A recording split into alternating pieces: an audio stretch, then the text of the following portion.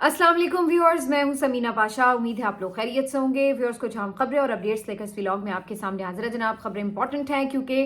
Trump साहब ने कर दी हैं 2 और अहम तैनातियां, और इन तैनातियों की अहमियत क्या है इसके ऊपर अभी कुछ चीज़ें हमारे सामने हैं, वो आपके साथ शेयर करते हैं। इसके साथ साथ जी आज एक और बड़ी खबर काफ़ी ज़्यादा मार्केट में वायरल है, और वो ये कि एक दफ़ा फिर साड़ी गल हो गई है। और इस दफ़ा जो पीएमएलएन की बात पहले जिसको वो तासुर देते थे कि इस्टेब्लिशमेंट से हो गई है, अब की बार चूंकि इस्टेब्लिशमेंट और पीएमएलएन दोनों ही इस चीज़ के ऊपर थोड़े परेशान हुए जब ट्रंप साहब इलेक्शन जीत गए, तो उसके बाद अब उधर भी अमेरिका में भी गल होना ज़रूरी थी। तो इस सिलसिले में अब ताज़ा खबर ये आई है, और मुनीर फारूक साहब ने भी, इसके अलावा जनरल हमीद गुल साहब के जो साहबजादे अब्दुल्ला गुल, उनके थ्रू, कुछ और जो हुकूमत के करीब समझे जाने वाले लोग हैं उनके थ्रू ये मार्केट में खबर लाई गई है कि सऊदीया के थ्रू जो आने वाली ट्रंप एडमिनिस्ट्रेशन है उसके साथ मामला तय कर लिए गए हैं। और जो एक पीटीआई की इस वक्त तवक्को और उम्मीद बंधी थी कि शायद ट्रंप इंतजामिया के आने से कोई चीज़ों में बेहतरी आ जाएगी उनके लिए, तो उसका अब चांस नहीं रहा। तो ये अनाउंसमेंट उनकी तरफ से वो की जा रही है कि जी साड़ी हुन अमेरिका नाल भी गल हो गई है। तो ये क्या खबर है और इसकी क्या ऑथेंटिकेशन है, इसके ऊपर बात करते हैं। इसके साथ साथ एक अफसोसनाक वाकया कुर्रम में पेश आया है, और इसके ऊपर बात करना बड़ा ज़रूरी है क्योंकि भाई कल ही हम देख रहे थे कि एक मुआहदा हुआ है, लेकिन आज फिर एक अटैक, ये क्या शो कर रहा है और ये किस तरह से रोका जा सकता है, इसके ऊपर बात करना बड़ा ज़रूरी है। इसके साथ आखिर में जी डॉन अखबार की खबर है जिसके ऊपर बहुत ज़्यादा डिस्कशन हो रही है, वो आपके साथ शेयर करेंगे कि शहबाज शरीफ साहब यानी उर्फ वजीर आजम का जो उई वाला एक इस वक्त विजन है ना, वो सारी कौम को लेने के देने पड़े हुए हैं। खैर, अब खाली उन बेचारे के ऊपर क्या इस पे तनकीद की जाए कि ये उनका विजन है, वो कहाँ इस काबिल हैं कि वो कोई अपना विजन दे सके। उनको तो जो विजन हाथ में थमा दिया जाता है वो उसके ऊपर फौरी तौर पर इम्प्लीमेंटेशन शुरू कर देते हैं। तो उनको तो टास्क दिए जाते हैं जो वो कर देते हैं, खुद से तो कोई फैसला वो ले नहीं सकते। तो बहरहाल ये खबर क्या है और इससे पाकिस्तान को क्या नुकसान हो रहा है, इसके ऊपर भी बात करेंगे। आपसे रिक्वेस्ट है कि चैनल को सब्सक्राइब कर लें अगर अभी तक सब्सक्राइब नहीं किया। तो जी यहाँ से बात का आगाज करते हैं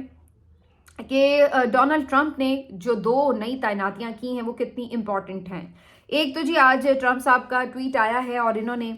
एक खुसूसी तैनाती की है स्टेट डिपार्टमेंट की तर्जुमान की, और ये टेमी ब्रूस साहिबा हैं जिनको स्टेट डिपार्टमेंट का नया तर्जुमान मुकर्रर किया गया है।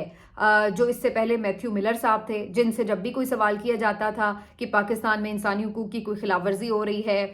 पाकिस्तान में ये वाला वाक़या पेश आया है जहाँ पर आइन और कानून को बालाए ताक रख दिया गया है, पाकिस्तान में नाहक लोगों को कैद किया जा रहा है, कोई भी उनसे वाक़ये से मुतालिक पूछा जाता था तो वो यही बात कहते थे कि हमारा कोई ताल्लुक नहीं, और कह के चुप साध लेते थे। तो मैथ्यू मिलर साहब जो हैं वो तो अब आपको पता है कि जो बाइडन के साथ ही रुखसत हो गए। तो अब आने वाले जो वजीर खारजा हैं जिन्हें स्टेट सेक्रेटरी स्टेट कहा जाता है, मार्को रोबियो, उनकी या स्टेट डिपार्टमेंट की जो तर्जुमान हैं वो अब टेमी ब्रूस साहिबा तैनात की जा रही हैं। और टेमी ब्रूस साहिबा की इम्पोर्टेंस क्यों है, इसलिए कि अगर आप उनकी एक प्रोफाइल का जायज़ा लें तो आपको अंदाज़ा होता है कि टेमी ब्रूस साहिबा भी उन ख़वातीन में से हैं, उन लोगों में से हैं कि जो समझती हैं कि इस वक्त पाकिस्तान के जो हालात हैं, जो इमरान खान साहब की कैद है, जो इमरान खान साहब का मैंडेट चोरी किया गया है, उसकी रियल सिचुएशन क्या है, और वो इसमें इस हुकूमत के साथ नज़र नहीं आती अपने ख़यालात के तनाजुर में। टेमी ब्रूस साहिबा का एक ट्वीट है जो कि सोशल मीडिया पर काफ़ी वायरल हुआ है, जिसमें बेसिकली एक अखबारी तराशे को वो कोट कर रही हैं, और उस अखबारी तराशे की जो हेडलाइन है वो मैं आपको पढ़ के सुना देती हूँ, आपको खुद ही अंदाज़ा हो जाएगा कि वो क्या कह रही हैं। शॉकिंग, ये जो अखबारी तराशे की हेडलाइन है बेसिकली ये उस वक्त जब इमरान खान साहब इलेक्शन जीत गए थे 8 फरवरी वाला, तो उसके बाद ये गालिबन अखबार की हेडलाइन थी, इसलिए इसमें इसी का जिक्र हो रहा है। और कहा जा रहा है कि shocking opposition victory throws Pakistan into chaos. The party of Imran Khan, the jailed former prime minister, took the most seats. Humiliating, अब ये अल्फाज देखिए, humiliating the country's military rulers and creating a political crisis. तो इस headline को उन्होंने Temi Bruce साहिबा ने उस वक्त ट्वीट किया था अपने अल्फाज के साथ, जिसमें उन्होंने खुद भी ये लिखा कि रियली शॉकिंग। तो बेसिकली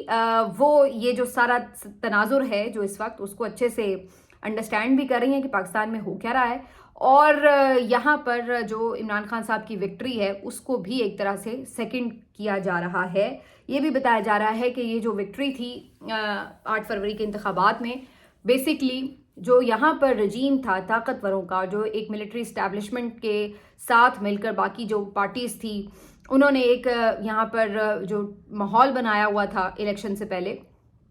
तो उसके लिए किसी में भी ये एक्सपेक्ट करना कोई ऐसी हैरत अंगेज़ बात ही थी उनके लिए कि भाई ये इस तरह फिर भी पीटीआई जो है वो इलेक्शन जीत जाएगी और इतनी ज़्यादा सीटें भी जीत जाएगी। तो वो इसी चीज़ को बेसिकली सेकंड कर रही हैं यहाँ पर। तो अब टेमी ब्रूस साहिबा जो हैं वो यहाँ पर अगर स्टेट डिपार्टमेंट की तर्जुमान मुकर्रर हो रही हैं तो इसका मतलब है कि बहुत सारे मामलात पर शायद उस तरह चुप ना साधी जाए और हो सकता है कि अमेरिका की तरफ से उसके वाज़े किस्म के कुछ ना कुछ रिएक्शंस आएँ, कुछ ना कुछ उनके तासुरात और ख्यालात वाज़े तौर पर आ सकते हैं। इसी तरह एक और तैनाती जो ट्रंप साहब ने की है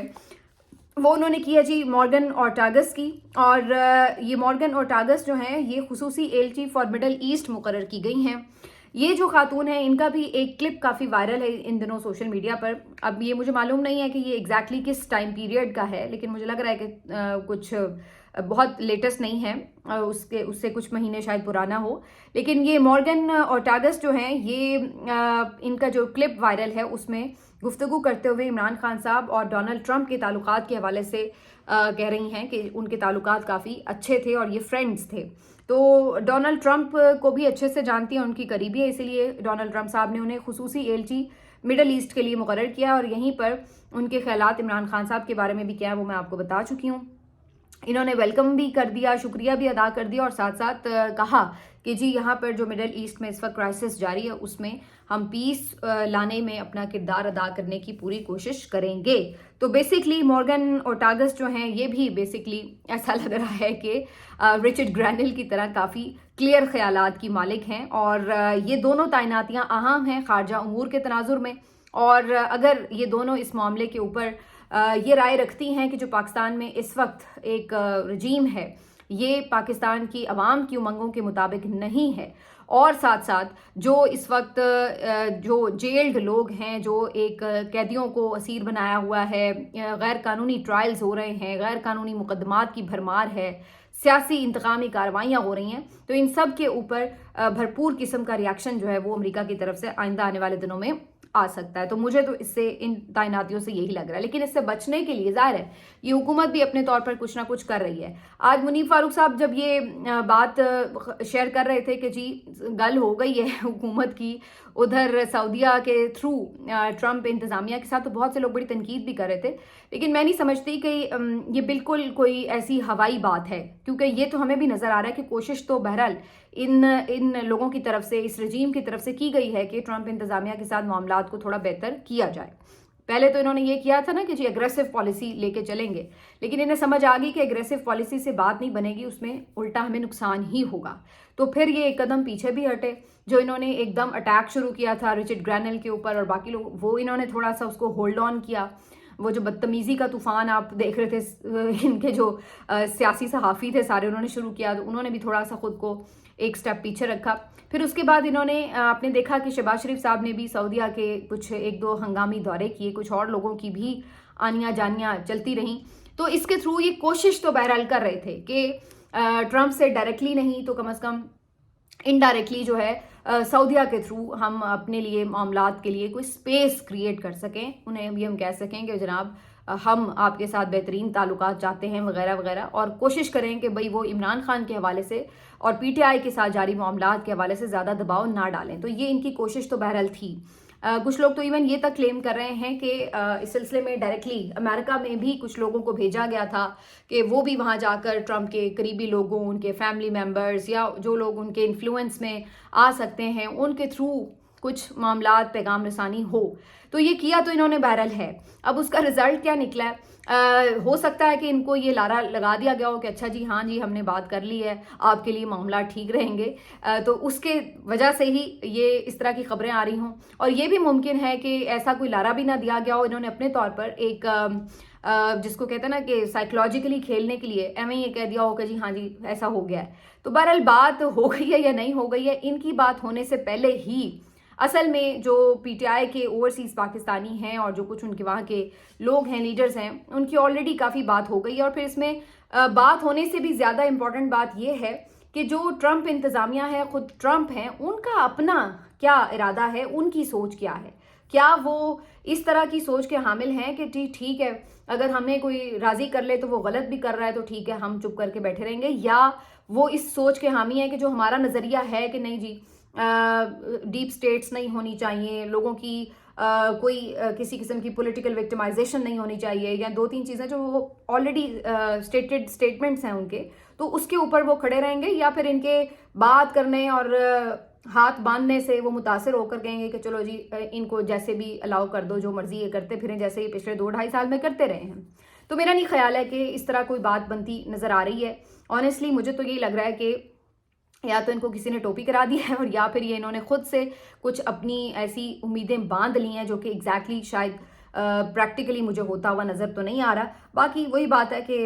یو نیور نو، جب آپ انٹرنیشنل ریلیشنز کی بات کرتے ہیں تو ظاہر ہے ہر جو ملک ہے وہ اپنے طور پر یہ دیکھ رہا ہوتا ہے کہ اس کے کیا مفادات ہیں. ویسے تو اس وقت اگر دیکھا جائے تو امریکہ کا کوئی یہاں پر انٹرسٹ اس طرح کا نہیں ہے. افغان جو وار ہے ختم ہو چکی، چائنا سے وہ مزید ابھی فی الحال کوئی پھڈا وڈا کر نہیں رہے، تو انہیں کیوں اس طرح کی کوئی ضرورت ہوگی کہ وہ پاکستانی عسکری لیڈرشپ سے کوئی اس طرح کی فیور چاہتے ہوں جس کے بدلے وہ ان کو کوئی فیور دے دیں. تو مجھے بظاہر ایسے کوئی حالات نظر نہیں آ رہے آنیسٹلی کہ جس کی وجہ سے ٹرمپ انتظامیہ جو ہے وہ ان لوگوں کی بات کو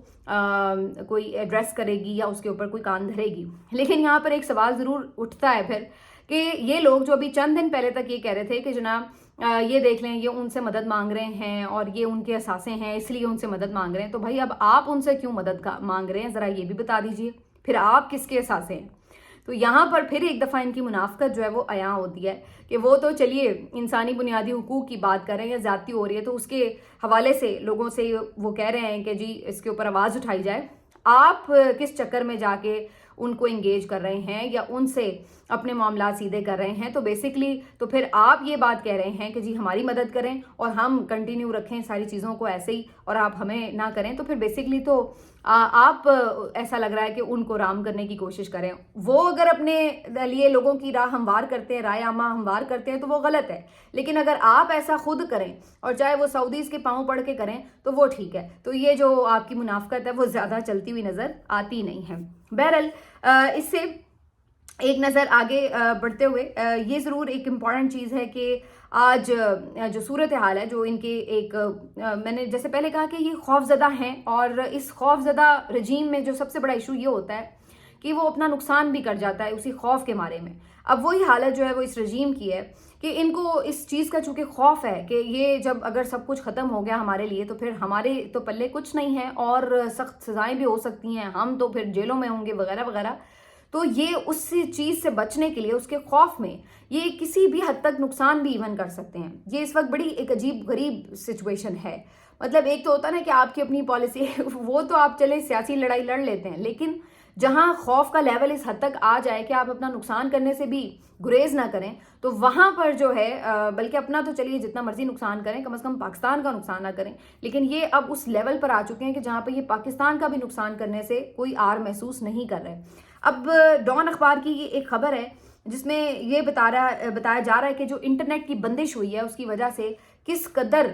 پاکستان کو شدید قسم کا دھچکا لگا ہے معیشت میں اور کس قدر نقصان ہوا ہے. اور انہوں نے اعداد و شمار بھی رکھے ہیں سارے. ان کے مطابق تقریباً پچھلے 1 سال کے دوران پاکستان میں 88 گھنٹے سے زیادہ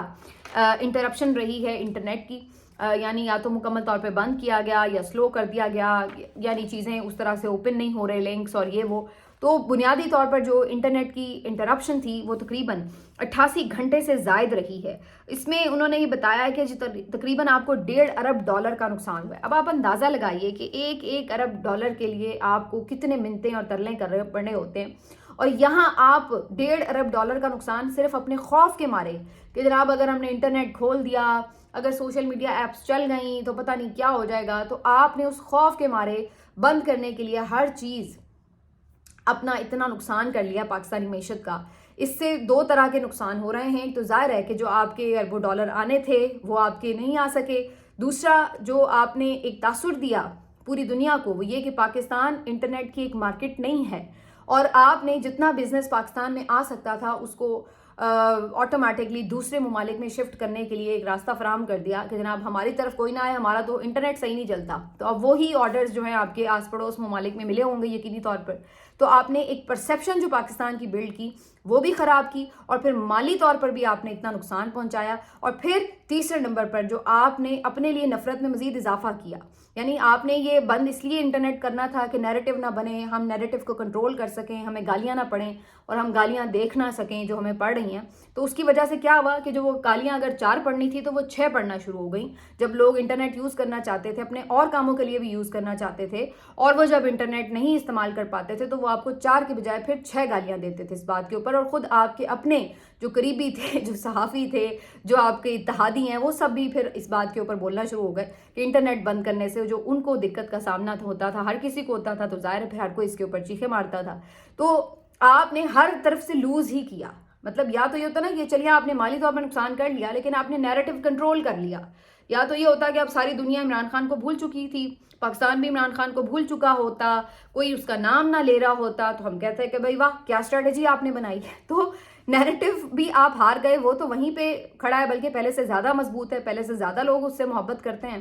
اور دوسرا, آپ نے اس چکر میں ملک کی بھی واٹ لگا دی, اس کا انٹرنیٹ کا نقصان کر کے اس کی نوجوان نسل کو اپنے بھی خلاف کیا, معیشت کو بھی خراب کیا. اور آپ مزید ایک پرسیپشن جو پاکستان کا آپ نے بلڈ کیا وہ کیا ہے کہ آج میانمار, سوڈان, ان ممالک سے بھی برا حال ہو گیا پاکستان کے انٹرنیٹ کا. یہ وہ ممالک ہیں جہاں پہ خانہ جنگیاں ہو رہی ہیں, جہاں پہ جنگیں چھڑی ہوئی ہیں, لیکن وہاں پہ اتنے برے حالات نہیں انٹرنیٹ کے جو پاکستان کے ہیں. تو اس سے آپ اندازہ لگا لیں کہ آپ کتنے بڑے بیوقوف ہیں کہ آپ سے نیریٹو کنٹرول ہونا تو دور کی بات ہے, آپ نے جو چیزیں تھوڑی بہت بہتر بھی تھیں ان کو بھی اپنے خلاف ہی کیا اور ملک کا بھی اس میں نقصان کیا. تو اس لیے